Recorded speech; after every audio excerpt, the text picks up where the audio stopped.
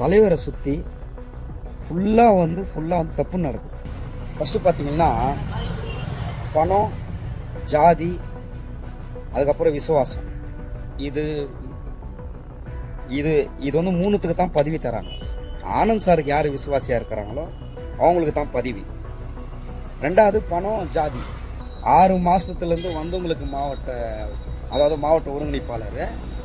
3 மாதம் ஆச்சு வந்து அவங்களுக்கு வந்து மாவட்ட ஒருங்கிணைப்பாளர். 3 மாதம் 100% நம்புறாரு. நான் வந்து 12 வருஷமாக இருக்கேன். நான் 12 வருஷமாக இருக்கேன். என்னை கட்சியிலே இல்லைன்னு சொல்லி ஆனந்த் சார் சொல்லி சத்யா கிட்ட சொல்கிறார். ஏன்னு கேட்டால், நான் ரவுடி, நான் வந்து அம்பேத்கர் நகர், அவன் வந்து பரப்பையன் அப்படின்னு. ஏன் அது வருதுன்னா, இப்போ என்னுடைய உரிமை நான் கேட்குறேன் பாருங்க, அதனால நான் ரவுடி. தலைமை வந்து எங்களை ஒரு நாய் மாதிரி ட்ரீட் பண்ணுறீங்க. அவருக்கு பிடிச்சவங்க மட்டும் தாங்க உள்ளே போக முடியும். ஒரு நாயோட கேவலமாக ட்ரீட் பண்ணுறாங்க. காலையில் போனோம்னா நைட்டு வரலாம் எங்களை இருக்க வச்சு வாட்ச்மேன் விட்டு எங்களை வந்து துரத்துறாங்க. ஆள் இல்லை, போங்க, அப்பாயின்மெண்ட் வாங்கிடுவாங்க.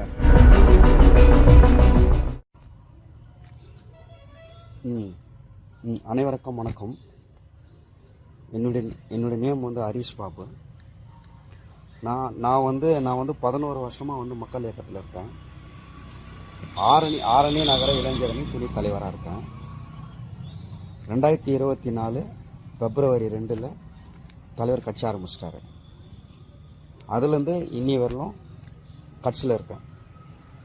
டோட்டலாக வந்து 12 வருஷமாக நான் வந்து அதாவது மக்கள் இயக்கத்துலேருந்து பயணித்து இப்போ வந்து 1 வருஷம் கட்சி முடிஞ்சு கட்சியில் இருக்கேன். இப்போது என்ன நடக்குதுன்னு பார்த்தீங்கன்னா, இப்போ நம்ம பேசுகிறோம் அப்படின்னா எல்லாம் என்ன நினைக்கிறாங்க, நம்ம எதுக்கு பேசுகிறோன்ட்டு யாரும் புரிஞ்சுக்கிறது இல்லை. ஒரு வியூஸுக்கோ இல்லை நம்மளை வந்து விளம்பரப்படுத்திக்கிறதுக்கோ இல்லை வந்து வேறு ஏதாச்சும் ஒரு பணத்துக்கோ பதவிக்கோ நான் பேசலை. இப்போ நான் பேசுகிறது வந்து தலைவரை சுற்றி ஃபுல்லாக தப்பு நடக்குது. எனக்கு பக்காவாக தெரியுது. இது வந்து வெளியே இருக்கிறவங்களுக்கு வந்து தெரிய மாட்டேங்குது. அதாவது வெளியே இருக்கிறவங்கன்னா யூடியூபர்ஸு, அவங்களுக்கெல்லாம் தெரியல, சில பேருக்கு தெரியல. இது வந்து ரொம்ப ரொம்ப வந்து புகழ்ந்து பேசுகிறாங்க ஆனந்த் சாரை. ஆக்சுவலாக வந்து ஆனந்த் சாரை வந்து 100% நம்புகிறார் தலைவர். 100% நம்புகிறார் தலைவர். அதுக்கு வந்து ஆனந்த் சார் உண்மையாக இருக்கிறாரா அப்படின்னு கேட்டால் இல்லை. பார்க்குறவங்க மத்தியில் வந்து உண்மையாக இருக்கிற மாதிரி தெரியுது. பட் ஆனால் அவர் உண்மையாக இல்லை.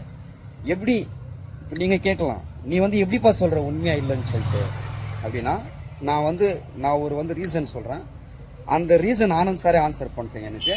அப்போ அவர் உண்மையாக இருக்கிறாரு, நான் ஏற்றுக்கிறேன். ஃபஸ்ட்டு பார்த்தீங்கன்னா பணம், ஜாதி, அதுக்கப்புறம் விசுவாசம். இது இது இது வந்து மூணுத்துக்கு தான் பதவி தராங்க. அதாவது விசுவாசம்னா தலைவருக்கு விசுவாசமா இல்லை, ஆனந்த் சாருக்கு யார் விசுவாசியாக இருக்கிறாங்களோ அவங்களுக்கு தான் பதவி. ரெண்டாவது பணம், ஜாதி. சரி, எப்படி பணம் ஜாதி வந்துச்சுன்னா, நான் வந்து ஆனந்த் சார் ஓப்பன் சேலஞ்ச் ஒன்று நான் சொல்கிறேன், விடுறேன். இப்போ வந்து ஆரணி மாவட்டத்தில் வந்து பொறுப்பு போட்டிருக்காரு. 15 பேருக்கு பொறுப்பு போட்டு கொடுத்துக்கிறாங்க. தலைவர் வந்து சைன் பண்ணி 15 பேருக்கும் ஃபோட்டோ ஷூட்டு கொடுத்து அனுப்பிச்சிருக்காங்க. நான் வந்து ஆனந்த் சாருக்கு வந்து ஒரு சேலஞ்சு விடுறேன். அதில் 3 பேர், ஃபஸ்ட்டு 3 பேர் செய்யார் சத்யா வந்து மாவட்ட செயலாளர், அதுக்கப்புறம் இணை செயலாளர் வந்து சத்யராஜ் ஆரணி, அதுக்கப்புறம் பொருளாளர் வந்து அசோக் வந்து ஆரணி. இப்போ ஆக்சுவலாக செய்யார் சத்யா வந்து ஆனந்த் சாருக்கு ரொம்ப ஃபிட்டு, விசுவாசி. ஓகேங்களா? மொத்தம் வந்து திருவண்ணாமலை மாவட்டத்தில் 8 தொகுதி. அந்த 8 தொகுதியை வந்து 2 பிரிச்சுட்டாங்க. ஆரணி, போலூர் ஒரு தொகுதியாக பிரிச்சுட்டாங்க. செய்யாறு, வந்தவாசி ஒரு தொகுதியாக பிரிச்சுட்டாங்க. இப்போ அவர் ஆனந்த் சார் பொறுப்பு போடணும் அப்படின்னா செய்யாரும் வந்தவாசி சேர்த்து மாவட்ட செயலாளர் போட்டிருக்கணும்.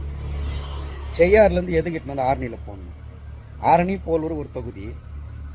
இப்போ வந்து மாவட்ட செயலாளராக போட்டுருந்தா ஆரணியில் இருக்கிறவங்களுக்கோ இல்லைன்னா போலூரில் இருக்கிறவங்களுக்கோ உழைச்சவங்களுக்கு அதெல்லாம் எத்தனை சொல்லி பார்த்து யார் ஆரம்ப கட்டத்துலேருந்து யார் யார் வந்து ஆரம்ப கட்டத்துலேருந்து உழைச்சிருக்கிறாங்களோ, யார் முன்னாடிலேருந்து உழைச்சிருக்காங்களோ அவங்களுக்கு மாவட்ட செயலாளர் கொடுத்துட்டு அதுக்கு அடுத்த ஸ்டேஜில் இருக்கிறவங்களுக்கு இணை செயலாளர் கொடுத்துருக்கலாம். இப்போ ஆரணிலேருந்து மாவட்ட செயலாளர் தராங்கன்னா இணை செயலாளர் போலூர்ந்து கொடுத்துருக்கலாம்.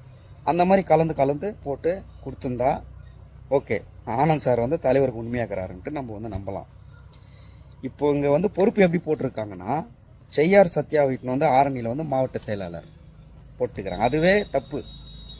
அதுக்கு வந்து ஆனந்த் சார் விளக்கம் தரட்டும். ஒன்றாச்சுங்களா? சரி, ஓகே. அவன் வந்து சத்யா வாய்ச்சி சத்யா வந்து 20 வருஷமாக வாய்ச்சிக்கிறான், நான் அதனால தான் கொடுத்தேன்னு சொன்னா கூட சத்யா வந்து ஆரணியில் வாய்ச்சானா? இல்லைங்க. சரி, ஓகே, ஏற்றுக்கலாம். மீதி பேருக்கு கொடுத்துக்கிறாரு பாருங்க, மீதி பேருக்கு வந்து கொடுத்துக்கிறாரு பாருங்க. அதாவது 15 பேர்ல 3 பேர் போச்சுன்னா 12 பேர். அந்த 12 பேர் நான் வந்து ஆனந்த் சாருக்கு சேலஞ்சு விடுறேன். இந்த சேலஞ்சு ஆனந்த் சாருக்கு வந்து சேலஞ்சு சொல்றேன். அந்த 12 பேரையும் என்னென்ன உழைச்சாங்கன்னு எத்தனை வர சொல்லி அவர் அந்த லிஸ்டோட காமிச்சு ரிப்போர்ட்டர்கிட்ட பேச சொல்லுங்க. இவங்க இத்தனை வருஷமாக்குறாங்கன்னு ரிப்போர்ட்டர் பேச சொல்லுங்க. 6 மாசத்துலேருந்து வந்தவங்களுக்கு மாவட்ட ஒருங்கிணைப்பாளர் 3 மாசம் ஆச்சு வந்து அவங்களுக்கு வந்து மாவட்ட ஒருங்கிணைப்பாளர் 3 மாசம் பக்கா அதிமுக அவங்க பையன் பக்கா அஜித் ரசிகர். லாஸ்ட் படம் கோர்ட்டுக்கு கூட ஒரு 10க்கு 10 பேனர் வைக்கல. கட்சிக்கு வந்து 3 மாசம் ஆகுது. அந்த 3 மாசத்துல தலைவருக்காக ₹1 செலவும் பண்ணல, எதுவுமே செய்யல, உழைக்கல. பணத்தை விடுங்க, எதுவுமே செய்யல, உழைக்கல. அவங்களுக்கு வந்து மாவட்ட ஒருங்கிணைப்பாருன்னு சொல்லி தலைவர் கூட போயிட்டு போட்டோ பிடிச்சிட்டு வந்துட்டுக்கிறாங்க. போட்டோ பிடிச்சிட்டு வந்து மாவட்ட ஒருங்கிணைப்பார். அவங்க வந்து டிடிவி, அதாவது அவங்க ஃபேமிலியே வந்து அதிமுகல இருந்து அதிமுக 2ஆ பிரியும் போது டிடிவி தினகரன் கட்சியில் இவங்க இருந்தாங்க. எங்கள் தெருவில் வந்து என்கிட்ட ஓட்டு கேட்டுன்னு வராங்க. இந்த மாதிரி டிடிவி தினகரனுக்கு போட்டுன்னு ஓட்டு கேட்டுன்னு வராங்க. போன வருஷம் போன எலெக்ஷனில் 21ல் ஓட்டு கேட்டுன்னு வராங்க. அவங்களுக்கு வந்து கட்சியில் வந்து 3 மாதம் ஆகுது. 3 மாசத்துல வந்து அதாவது மாவட்ட ஒருங்கிணைப்பாளர் கொடுத்துருக்காங்க. இப்போ பணம் இல்லை, ஜாதி இல்லை. அப்போ எந்த அடிப்படையில் அவங்களுக்கு கொடுத்துருக்காங்க? இது வந்து ஆனந்த் சார் தான் இதுக்கு பதில் சொல்லணும்.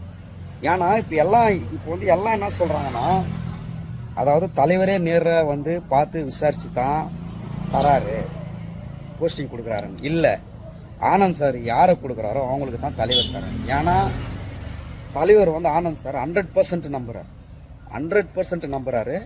நான் வந்து 12 வருஷமா இருக்கேன். நான் 12 வருஷமா இருக்கேன். என்னை கட்சியிலேயே இல்லைன்னு சொல்லி ஆனந்த் சார் சொல்லி சத்யா கிட்ட சொல்றாரு. ஏன்னு கேட்டா, நான் ரவுடி, நான் வந்து அம்பேத்கர் நகர். ஏன்னு கேட்டா, நான் வந்து ரவுடி, நான் வந்து அம்பேத்கர் நகர், அவன் வந்து பரப்பையன் அப்படின்னு. ஏன் அது வருதுன்னா, இப்போ என்னுடைய உரிமை நான் கேட்குறேன் பாருங்க, அதனால நான் ரவுடி. அதாவது எந்த தப்பு நடந்தாலும் நான் வேடிக்கை பார்த்துக்கின்னு ஆமா சார்ன்னு சொன்னா நான் நல்லுவேன். தப்புன்னு கேட்கறதுனால ரவுடி. என் இடத்துல இருந்து நான் பேசுறது, என் இடத்துல இருந்து நீங்க கேளுங்க. என் இடத்துல இருந்து நான் பேசுறது உங்களை நினைச்சுக்கின்னு நீங்க வந்து அது கொஞ்சம் திங்க் பண்ணி பாருங்க. பொய்யா இருந்தா நான் வீடியோ பண்ணுவேன்னா? நான் ஒரு பொய்யா இருந்து, நான் ஒரு ரவுடியா இருந்து, நான் ஒரு இதுவா இருந்தேன்னா நான் வீடியோ பேசுவேன்னா? ஒண்ணு. ரெண்டாவது, தலைவருக்கு துரோகம், எந்த ஒரு உண்மையான தொண்டனும் தலைவருக்கு துரோகம் நடக்கிறது தெரிஞ்சுக்கின்னு வேடிக்கை பார்க்க மாட்டான். இங்க வந்து நிறைய பேர் வந்து அவங்களுக்கு மரியாதை இல்லைன்னு வெளியே இருக்கிறாங்க. 50% மரியாதை இல்லைன்னு வெளியே இருக்கிறாங்க. மக்கள் இயக்கத்தில் இருந்தவங்க சொல்றேன், மரியாதை இல்லைன்னா நம்ம போகணுன்ட்டு வெளியே இருக்கிறாங்க. தயவு செஞ்சு நான் உங்களுக்கு சொல்றேன், நீங்க எல்லாம் சைலண்டா இப்படி வெளியே போனீங்கன்னா நாளைக்கு பாதிக்கப்படுறது தலைவர். நீங்க உண்மையான தொண்டனா, உண்மையான ரசிகனா, உண்மையான தோழனா நீங்க இருந்தீங்கன்னா நீங்க பேசணும். நம்ம வந்து எதுவும் பேசக்கூடாது, இன்னத்துக்கு நம்மளுக்கு தேவையில்லாத வேலை நம்ம அப்படி நினைச்சுன்னு போயிருந்தா நம்மளுக்கு வந்து ஜல்லிக்கட்டு கெடிச்சிருக்காது. நம்மளுடைய உரிமை நம்மளுக்கு வேணும்னா பேசணும், இருக்கிற தப்பை நம்ம சொல்லணும். ஏன்னா தலைவருக்கு எதுவுமே தெரியல, தலைவருக்கு எந்த விஷயமும் போறதில்ல. அவர்கிட்ட அங்கே போயிட்டு இப்போ நம்ம இந்த விஷயத்த பேசும்போது சேனல்லாம் நீங்கள் தலைமைக்கு தெரிவிச்சிங்களான்னு சொல்கிறாங்க. தலைமை வந்து எங்களை ஒரு நாய் மாதிரி ட்ரீட் பண்ணுதுங்க. அவருக்கு பிடிச்சவங்க மட்டும் தாங்க உள்ளே போக முடியும். ஒரு நாயோட கேவலமாக ட்ரீட் பண்ணுறாங்க.